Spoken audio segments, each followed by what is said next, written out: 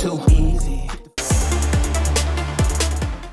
Number 1. What happens to Kim Wexler? Barring the returnees from Breaking Bad, if Better Call Saul has one true standout character, it will be Kim Wexler. As she never appears in Breaking Bad, despite being a huge part of Jimmy's life, her ultimate fate is almost constantly being pondered by the audience. There are many plots that have been slowly but surely escalating throughout the show. There are also several characters in Better Call Saul who don't appear in Breaking Bad, so season 6 needs to wrap up their stories as well. Since many characters are lacking moral compass, there is no knowing where they will end up by the end of the series, but some predictions can nonetheless be made. The end of season 5 masterfully played into the anxiety that fans feel about Kim's future, quite literally putting her directly in the line of fire. What will happen to Kim Wexler in Better Call Saul's finale, and whether or not she'll be alive to appear in it, are questions that are going to be at the forefront of fans' mind as season 6 unfolds. Saul Goodman gets directly involved with the cartel in season 5, defending both Lalo and Crazy 8 as he's sucked into a free fall of bad decisions. In Breaking Bad, Jesse's famous introduction of Saul as the man who pits the criminal in Criminal Lawyer makes mention of Saul getting Crazy 8's cohort, Emilio, off the hook twice, which is something that's yet to happen. So many of the tiny details that Saul mentions in passing during Breaking Bad have turned out to be true stories and plot points in Better Call Saul. It would seem odd if this one didn't make an appearance. Regarding Emilio, Jesse says that both times they had him dead to rights, so it's safe to assume that some true Saul Goodman chicanery is still left in store in season 6.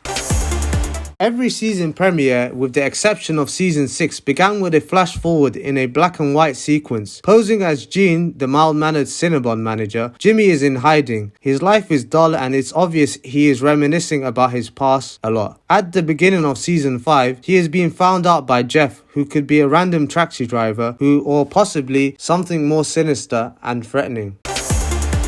Since Lalo Salamanca doesn't make an appearance in Breaking Bad, and Saul doesn't seem to know his status when Walt and Jesse interrogate him, Better Call Saul needs to give the audience some answers. Though the season 6 premiere showed that Lalo faked his own death, Gus Fring taunts Hector Salamanca before their deaths in Breaking Bad by saying that Gus has killed all of Hector's remaining family, and he's aware that Lalo survived the assassination attempt. A final confrontation between these two, not to mention Mike, is a highly anticipated aspect of Better Call Saul's final season.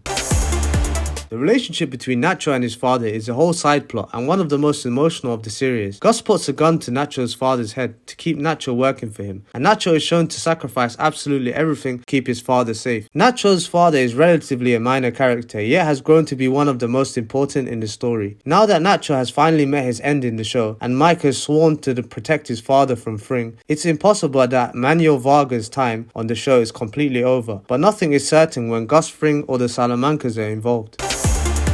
For a brief moment, it looked as if Howard Hamlin might escape the events of Better Call Saul, with some semblance of a life left intact, but the finale of season 5 hinted that Howard might be as doomed as Chuck. Jimmy and Kim have little to do with Howard's law firm HHM anymore, yet they still hold on to the past. In Something Unforgivable, Kim proposes that they take Howard down and damage his career in order to expedite the Sandpiper crossing class action payout. Howard became the target of Jimmy's misplaced grief in season 5 and was pranked to the point of harassment. The beginning of season 6 showed that Kim and Jimmy's plan started with manufacturing the suspicion that Howard is using illegal substances. Whatever the two have planned, its chances of getting out of hand seem very high.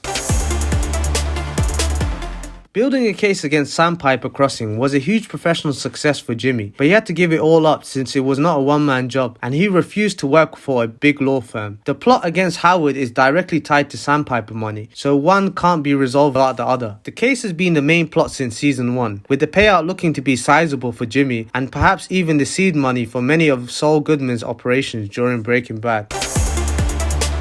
Chuck was such a big part of Jimmy's life, but once he died, Jimmy seemed to have moved on in a heartbeat. The past is catching up to him though, and much of Jimmy's hatred towards Howard seems to be caused by Howard's close association with Chuck. On some level, Jimmy also seems fearful that Howard knows the truth about how Jimmy intentionally got Chuck's malpractice insurance premiums raised, thus provoking a standoff between Chuck and Howard. Jimmy then allows Howard to believe that the ensuing argument that the two had directly caused Chuck's death, with Jimmy seemingly bearing his own involvement in in his mind and intending to take the secret to his grave. Jimmy doesn't even tell Kim about what he knowingly did to Chuck, perhaps because he's afraid of the consequences, but also because he's incapable of facing the horrible truth. If Jimmy is ever going to come full circle, emotionally speaking, he'll have to find a way of truly living with the fact that he played a part in his brother's downfall and death.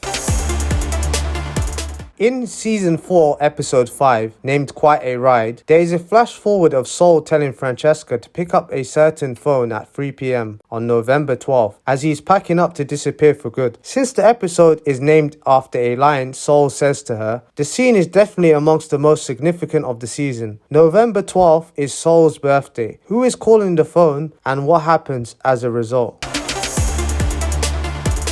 Mesa Verde has been Kim's biggest client so far. The bank CEO is a fairly important character in Better Call Saul, and he's already appeared once in Season 6 in relation to Howard's storyline, so it seems like his involvement in the event of series isn't quite over yet. There's a theory that Mesa Verde makes an appearance in Breaking Bad, which could mean that the couple isn't quite done with the bank after all. Saul did threaten them with a copyright lawsuit, so there needs to be some kind of follow-up in Season 6. Anyways, I hope you enjoyed the video. I would greatly appreciate if you could hit the subscribe button and join the family. I'll be dropping regular content for all your favorite shows, and I'll be doing a few giveaways over the next few months, so please make sure to stay locked in. Also, make sure to share this video. If you've liked the video, hit the like button. If you didn't like it, then don't do so. Lastly, let me know your thoughts in the comments down below, whether you agree or disagree with the 10 I've listed. Well, that's a wrap from me today. Thank you very much for watching the video, and I'll see you guys in the next one. Ciao!